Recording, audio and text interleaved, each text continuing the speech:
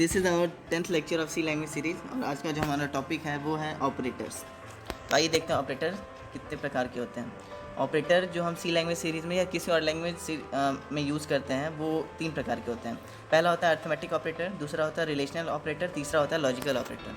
आइए देखते हैं अर्थमेटिक ऑपरेटर कौन कौन से होते हैं। अर्थमेटिक ऑपरेटर जैसे प्लस हो गए, माइनस हो गए, मल्टीप्लिकेशन, डिवीजन एंड मॉड्यूलो।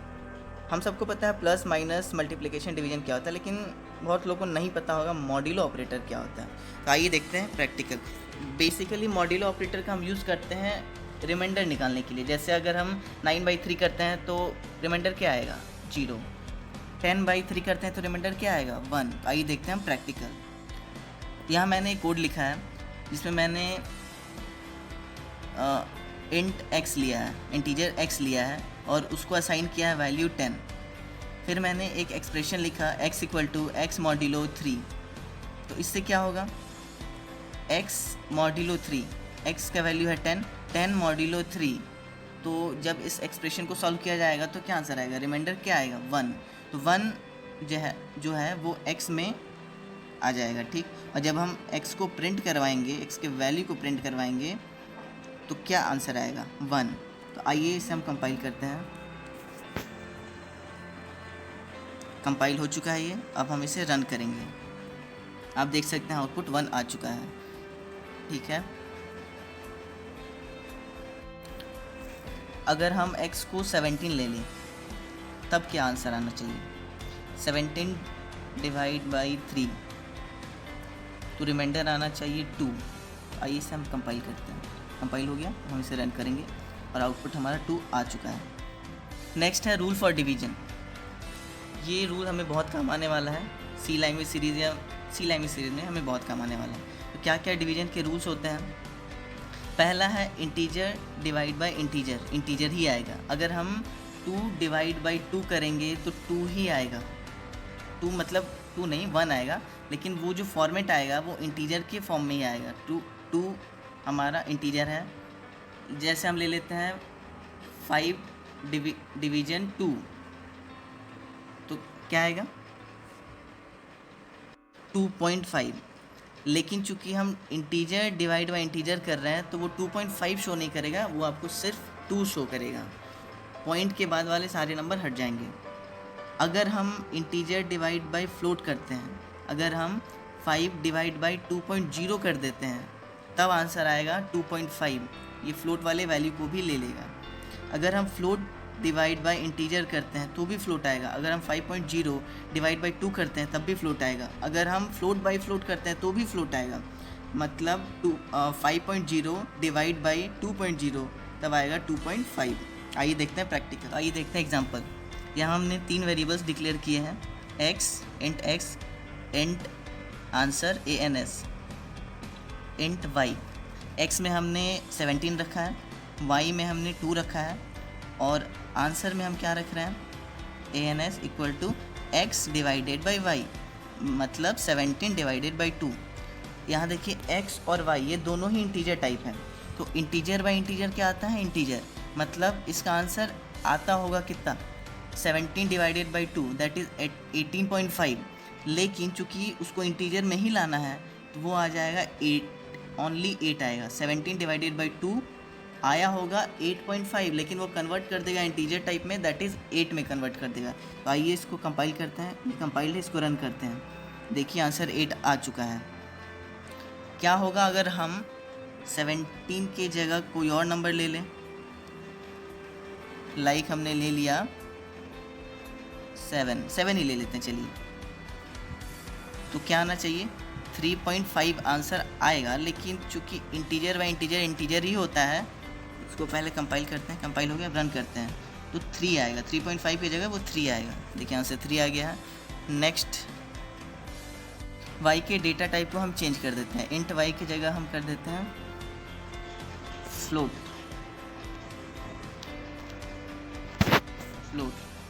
ठीक है y, और इस वैल्यू को हम चेंज कर देते हैं 0.0 हमने लगा दिया, ठीक है। तो इंटीजर डिवाइडेड बाय फ्लोट आता है तो उसको स्टोर करने के लिए भी हमें चेंज करना होगा कहाँ, में चेंज करना होगा। इंट ANS जो था उसका हमें करना होगा फ्लोट ANS,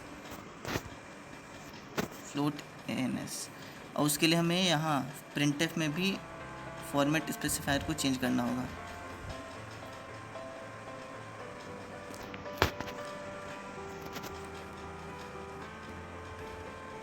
ठीक है, अभी हमने सब चेंज कर दिया है। क्या क्या किया है, इंट x रहने दिया, इंट ANS को फ्लोट ANS कर दिया, क्योंकि हम जो भी एक्सप्रेशन सॉल्व करेंगे वो फ्लोट के टर्म में आएगा, तो फ्लोट में हमें सेव करना होगा। ठीक है, दूसरा हमने y को भी फ्लोट के टर्म में चेंज कर दिया, x को हमने 7 ले लिया, और y चूँकि हमने फ्लोट के टर्म में चेंज कर दिया तो हमें फ्लोट वैल्यू लेना होगा। अगर नहीं भी लेंगे तो आई थिंक वो चेंज कर देता है, तो आइए देख लेते हैं पहले, उसके बाद वो भी देख लेंगे। y = 2.0 लिया हमने, ठीक है, फ्लोट टर्म है ये। फिर हमने एक्सप्रेशन सॉल्व किया है NS = x/y, तो आंसर क्या आया होगा 7 / 2.0, that is integer divided by float. Answer आना चाहिए फ्लोट, दैट इज़ 3.5 आना चाहिए। कंपाइल करते हैं, कंपाइल है, इसको हमने रन किया, 1 मिनट, आंसर देखिए आ चुका है 3.50000, मतलब पॉइंट के बाद 6 टर्म्स आते हैं। देखिए हमने चेंज कर दिया है, y = only 2 लिया है, लेकिन उसका जो डेटा टाइप है वो फ्लोट है, तो वो 2 नहीं रखेगा वहाँ, उसको कन्वर्ट कर चुका होगा, वो 2.000 में कन्वर्ट कर चुका होगा वो। ठीक है, तो हमें अगर 2 भी लेते हैं तब भी वो फ्लोट के टर्म में ही आंसर आएगा। अगर क्या होगा, हम परसेंटेज f जो हमने प्रिंटफ में लिखा है उसकी जगह %d लिख दें। आइए देखते हैं, हमने %f की जगह %d का यूज़ किया है। आइए कंपाइल करते हैं, कंपाइल हम रन करते हैं, ये देखिए आंसर 0 आ रहा है। इसका मतलब हमें %f ही लिखना होगा, क्योंकि जो हमारा आंसर में वैल्यू आ रहा है ANS = x/y वो फ्लोट के टर्म में आ रहा है। अगर हम %d का यूज़ करेंगे तो वो आंसर नहीं दे पाएगा। ठीक है, अब दूसरा हम देखते हैं, अगर जैसे हमारा आंसर आ रहा था 3.50000, 6 टर्म तक 0 जा रहा था, अब हम चाहते हैं वो 3.50 इतना ही है, 2 ही टर्म आए पॉइंट के बाद, तो कैसे हम करेंगे, तो हमें फॉर्मेट स्पेसिफायर में लिखना होगा %.2f। ठीक है, आइए इसको हम कंपाइल कर लिया हमने, अब इसे रन करते हैं, तो ये देखिए आंसर आ चुका है हमारा 3.50, 2 टर्म ही आया है पॉइंट के बाद। नेक्स्ट है हमारा रिलेशनल ऑपरेटर। ये कौन कौन से होते हैं, ये हो गया greater than, smaller than, greater than, equal to, smaller than, equal to, not equal to and equal to. ठीक है, हमें तो ये सारे समझ आ रहे होंगे, greater than, smaller than, greater than, equal to, smaller than, equal to, लेकिन हमें यहाँ प्रॉब्लम हो रहा होगा इक्वल टू और इक्वल टू में क्या अंतर है। तो equal to basically x = 3, x में 3 को रख दो, ऐसा हम इंस्ट्रक्शन देते हैं कंपाइलर को। लेकिन अगर हम लिख देते हैं x = y, मतलब हम ये चेक कर रहे हैं, कंडीशन लगा रहे हैं कि क्या x और y इक्वल है, मतलब उनमें जो वैल्यू है वो इक्वल है। अगर इक्वल है तो वहाँ पे ट्रू आएगा, मतलब कंडीशन ट्रू है, मतलब वो वैल्यू 1 हो जाएगा। अगर हमने लिखा है ANS जो अभी हमने लिया था कुछ देर पहले = x = y, इसका मतलब हो गया क्या x और y इक्वल हैं, उनकी जो वैल्यू है वो इक्वल है। अगर इक्वल है तो वहाँ 1 पुट कर दो, जब ट्रू कर दो, ट्रू मतलब 1, और वो 1 को ANS में पुट कर दो। ठीक है, प्रैक्टिकल हमने लिया है int x, int ANS, int y। x में हमने 7 रख दिया, y में हमने 2 रख दिया। अब हम चेक कर रहे हैं ANS = x = y, x = y, यहाँ चेक करेगा क्या x और y इक्वल हैं। तो ये देखते हैं 7 = 2, क्या 7 और 2 इक्वल हैं, नहीं है, मतलब फॉल्स हो गया, ये कंडीशन फॉल्स हो गया। मतलब फॉल्स मतलब 0, लैंग्वेज के टर्म में होता है 0, ट्रू का मतलब होता है 1।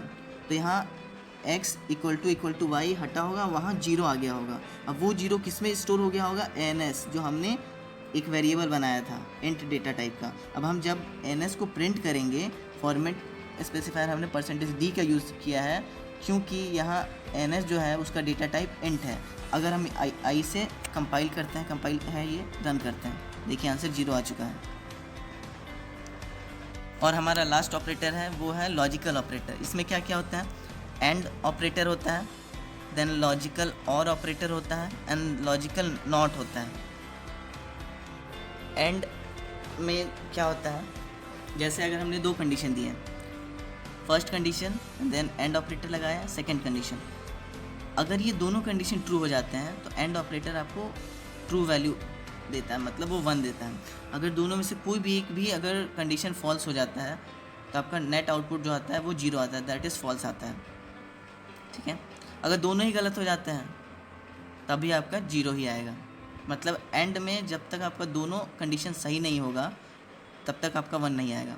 एंड लॉजिकल और में क्या होता है, लॉजिकल और में कोई भी कंडीशन, आपने 2 कंडीशन या 3 कंडीशन या 4 कंडीशन दी है, उसमें से कोई भी एक भी सही हो गया तो आपका आउटपुट 1 आ जाएगा, दैट इज़ ट्रू आ जाएगा। एंड लॉजिकल नॉट में अगर आपका 1 आया है, 2 आया है, सॉरी ट्रू और फॉल्स आया है, ट्रू मतलब 1 आया है, फॉल्स मतलब 0 आया है, अगर आपने नॉट लगा दिया है उसके आगे, मतलब अगर 0 आया है तो वो 1 में कन्वर्ट हो जाएगा, दैट इज़ फॉल्स आया तो ट्रू में कन्वर्ट हो जाएगा, अगर ट्रू आया दैट इज़ 1 आया तो फॉल्स में कन्वर्ट हो जाएगा, दैट इज़ 0 में कन्वर्ट हो जाएगा। एंड ऑपरेटर में भी आप जितने चाहे उतने कंडीशन ले सकते हैं, condition A and operator, condition B and operator, condition C and operator, उसमें से अगर कोई भी गलत हुआ तो आपका नेट आउटपुट 0 आएगा, दैट इज़ फॉल्स आएगा। अगर जब सारे कंडीशन सही हो जाएंगे तभी आपका आउटपुट जो है वो ट्रू आएगा, दैट इज़ 1 आएगा।